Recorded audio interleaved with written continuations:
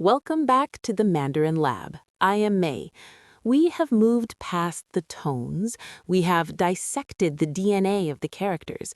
But today we enter the world where a single misplaced word can cost you $1 million contract.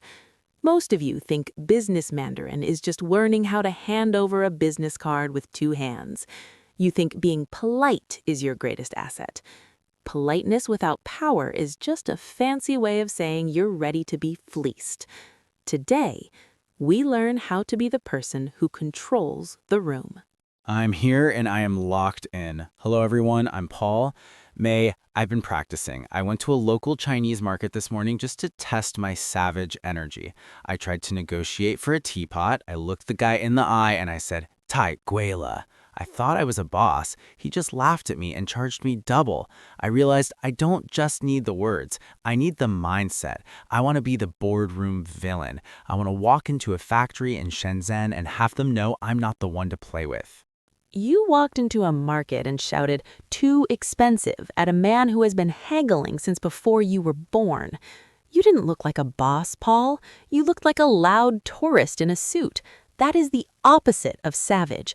Real power in a Chinese boardroom isn't about shouting. It's about mianzi, face. In the West, you care about the bottom line. In the East, if you don't understand face, there is no bottom line. If you make the other person lose face, the deal is dead before you even open your laptop. Mianzi, face. I've heard about it, but it always feels so abstract. How do I give face while still getting what I want? I'm here for the hustle, May. I want the lowest price, the 最低价. How do I get them to drop the price without insulting their entire lineage? You start by understanding the hierarchy of the request. You don't just demand a discount like a beggar. You frame it as a cooperation. Instead of saying, "Give me a discount," which sounds weak, you say, 便宜一点, a bit cheaper. But you don't stop there. You follow it with the professional pivot. You ask for the 最低价, the lowest price, but you link it to the future. Listen, 你们的最低价是多少? What is your lowest price? 你们的最低价是多少? Okay, that feels more direct. But what if they give me a price that is still an absolute joke? If I say, 太贵了, and they don't budge, what's the savage move? Do I walk out? You don't walk out yet. You use the STLTVO grid we mastered in episode 2 to show them you know their business as well as they do. You say, 我们明天在工厂讨论合同. We will discuss the contract at the factory tomorrow. You set the stage. You show them you are willing to do the work, but only if the numbers make sense. And then you drop the bomb. You ask for the 优惠, the favorable terms. It's a softer word than discount, but it carries more weight in a professional setting. 优惠, favorable terms. I like that. It sounds like a partnership, but it's still a demand. Okay, so I say, 我们需要更多的优惠. We need more favorable terms. How is my tone, May? Am I sounding like a villain yet? Your fourth tones are getting sharper, Paul. That boo in your brain is finally starting to drop like a blade. But here is where most Westerners fail, the no. In English, if you don't like a deal, you say, "No, that doesn't work for me." In a Mandarin boardroom, saying a flat boo, no, is like throwing a brick through a window. It's loud, it's messy, and it ends the conversation. A true boardroom villain never says no. They say, 考虑一下. 考虑一下. Doesn't that just mean I'll think about it? That sounds soft. It sounds like I'm indecisive. Why would I want to sound like I can't make a choice? This is why you're still a student. 考虑一下 is the most powerful weapon in the language. It is a polite wall of granite. When you say you will think about it, you are telling the other person that their current offer is not worth a yes. You are withdrawing your energy. You are making them wait. And in a negotiation, the person who can wait the longest always wins. So by saying I'll think about it, I'm actually saying your price is bad and I'm going to let you sit in silence until you bet nervous. That is cold, May. That is peak savage energy. It is social engineering, Paul. Now, let's combine it. You're in a meeting, the supplier gives you a price that is 20% too high.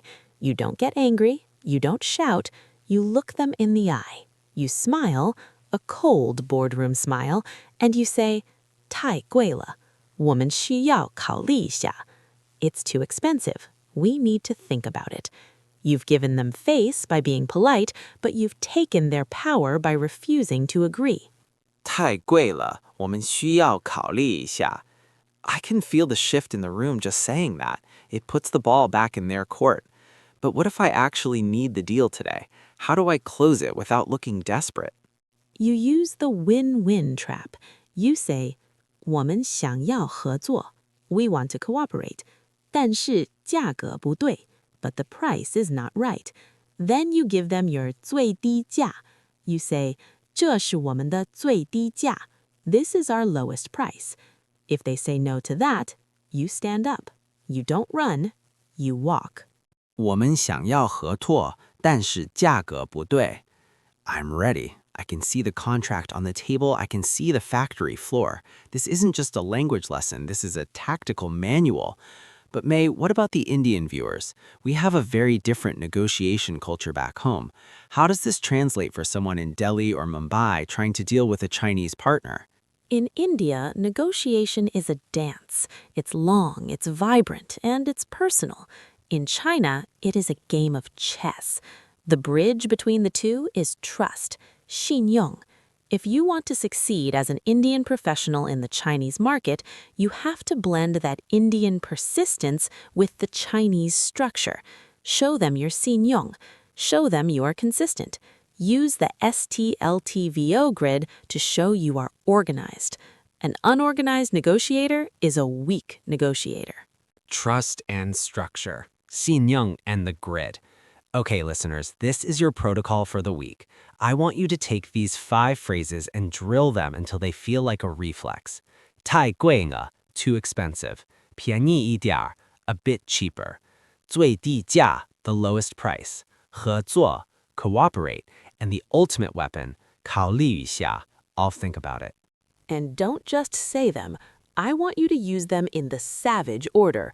Imagine a scenario where someone is overcharging you for a service. Don't get emotional. Be the machine. 今天价格太贵了，我们不合作. Today the price is too expensive. We will not cooperate. Feel the weight of the words. If you can't say them with authority in your bedroom, you'll never say them in a boardroom. You heard her. This is step 4 of the descent. We are moving from the mother horse tones to the million-dollar deals. If you aren't subscribing to the Mandarin Lab by now, you're basically giving your money away to your competitors. Subscribe. Join the lab. Stop being the person who gets managed and start being the person who manages the deal. Share this with your colleagues who think they can survive in the East with just a translation app. They are sheep. We are building wolves. And leave a comment.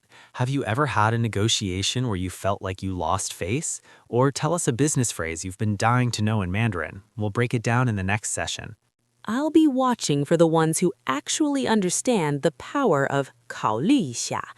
If you comment, please teach me more, you've already lost. Tell me what you need to dominate. Dominate, right. See you in episode 5, where we get into the social savage, how to network like a local without looking like a spy. May, with a final chilling smirk. Try to keep your face, Paul. It's the only one you've got. We're out.